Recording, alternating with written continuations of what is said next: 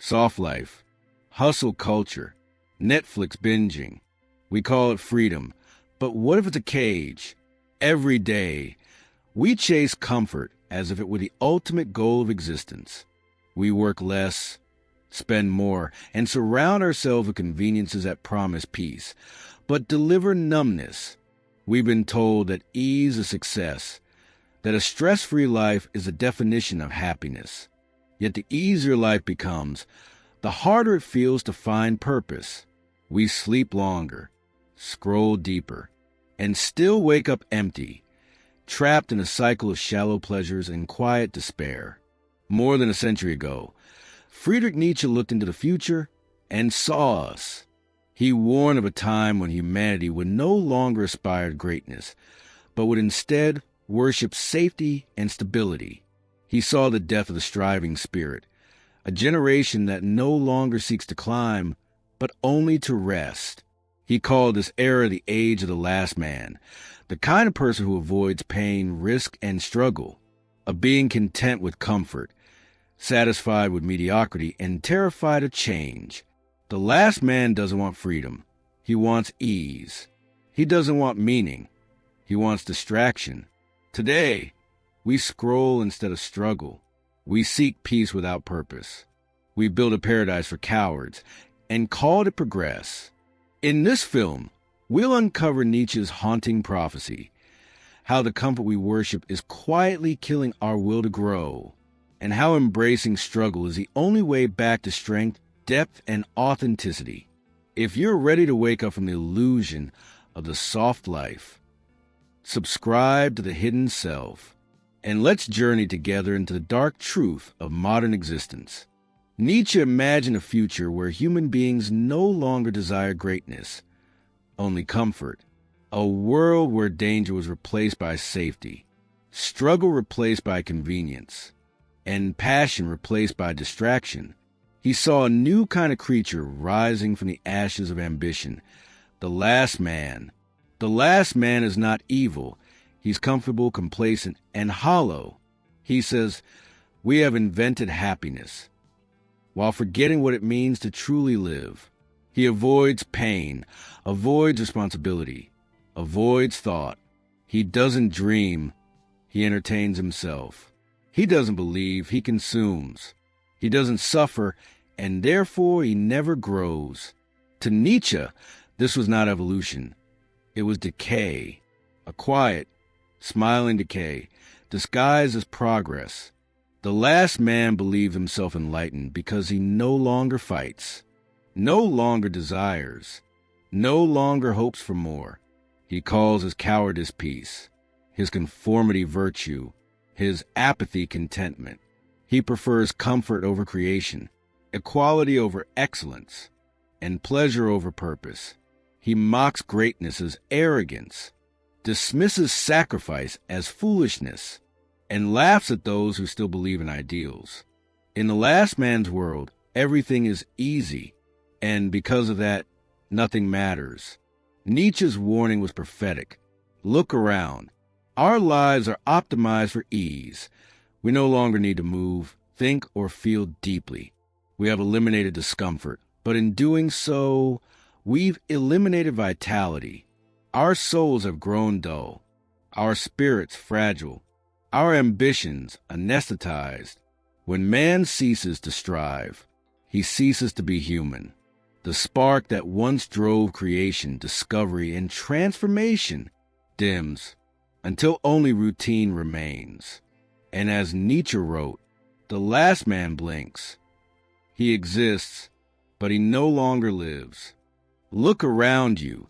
Our entire civilization is built on the promise of convenience. We've engineered a world where discomfort has almost vanished. Food appears at your door with a tap. Entertainment lives in your pocket. Validation arrives through glowing screens. Every second of silence can be filled with noise. Every empty moment can be numbed by a scroll. But this comfort comes with a hidden cost, the death of depth. We no longer chase meaning. We chase stimulation. Our lives are designed not for growth, but for dopamine. Every tap, every notification, Every whispers to us, "You're alive." Yet Nietzsche would ask, "Are you really living or merely existing?" He warned that comfort is not freedom. It is sedation. It softens the will, dulls ambition, and suffocates a hunger that makes life worth living. We have more access to pleasure than any generation before us. Yet we've never been more restless, more anxious, more dissatisfied. We are connected to everyone, but intimate with no one, surrounded by noise, yet starving for meaning. We've mistaken entertainment for expression and consumption for creation. We watch others climb mountains while we sink deeper into the couch. The screen becomes our world, and our soul begins to shrink. Nietzsche would look at us, heads bent over glowing devices, and say, "You have chosen the sofa over the summit and call to happiness." Because when life becomes too easy, the self becomes too fragile. The muscles of the spirit weaken. The heart forgets how to endure. The modern world promises us endless freedom. Yet behind that promise hides the softest kind of prison, one made not of walls, but of comfort. Nietzsche believed that the meaning of life is not found in comfort, but in overcoming.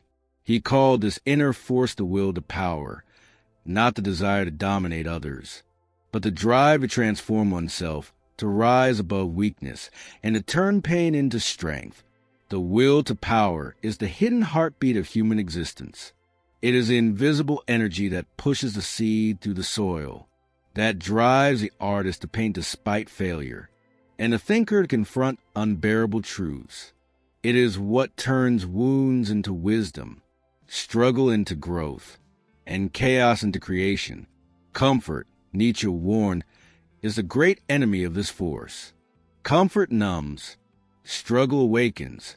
When life becomes too easy, we become too soft to bear it.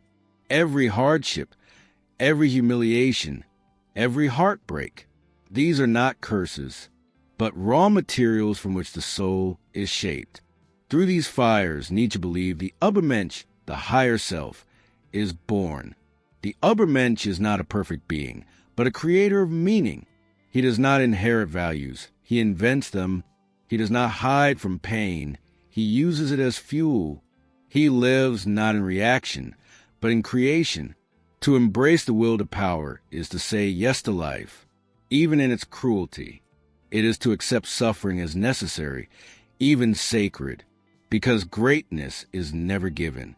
It is forged through resistance. In a world addicted to ease, the few who still choose to climb are the ones who truly live.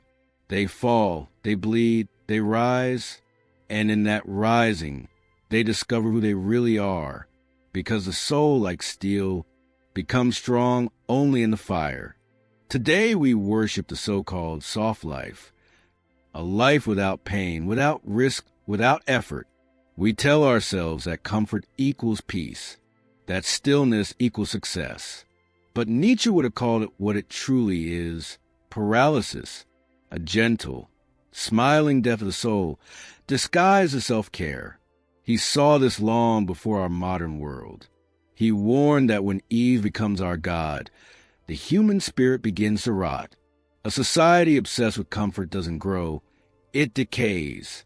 It breeds mediocrity, kills the will to create, and replaces the fire becoming with the dull anesthesia of entertainment. The soft life trains us to avoid everything that makes us alive. Fear, risk, struggle, failure. It offers temporary pleasure, but drains lasting purpose. It smooths every sharp edge until nothing has shape. Life becomes flat, predictable, and meaningless. Without struggle, we lose the tension that gives birth to greatness. Without risk, we forget how to dream. When everything becomes easy, nothing feels worth fighting for. And that's the tragedy of comfort. It doesn't just weaken us, it empties us. Comfort whispers, rest. Struggle shouts, rise. Nietzsche would remind us that the greatest danger isn't suffering. It's comfort without direction. Pain awakens. Comfort dissolves. Those who live only for ease slowly fade into apathy, mistaking safety for freedom.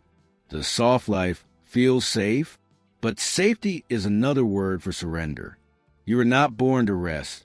You were born to rise, to fight, to fall, to rebuild, to transform.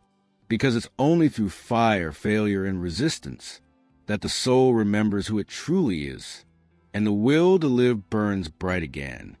In this video, we uncovered Nietzsche's warning, how modern comfort traps us, how struggle shapes strength, and how the will to power gives life meaning.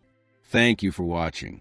For more insights into philosophy, psychology, and modern life, subscribe to The Hidden Self and keep exploring the depths within. Throughout this journey, we have uncovered Nietzsche's timeless warning that modern comfort, while seductive, is the very thing that drains our spirit. We've seen how struggle, though painful, forges strength, and how the will to power, the courage to overcome, gives life its meaning and depth. Comfort is not your friend. It is your test. It whispers safety, but demands your surrender. Struggle, on the other hand, is not your curse. It is your greatest teacher. It strips away illusions and reveals the raw truth of who you are. Nietzsche believed that only through resistance do we touch the essence of life. When we embrace hardship instead of fleeing from it, we transform pain into purpose. Every obstacle becomes an invitation to rise, higher, stronger, freer. So ask yourself, are you living as the last man, lulled to sleep by comfort, or as the overcomer, awakened by challenge? Thank you for watching. If this message stirred something within you, share it and subscribe to The Hidden Self for more explorations into philosophy, psychology, and the shadow side of modern existence. Because comfort is the new cage, and only those who dare to suffer will ever know freedom.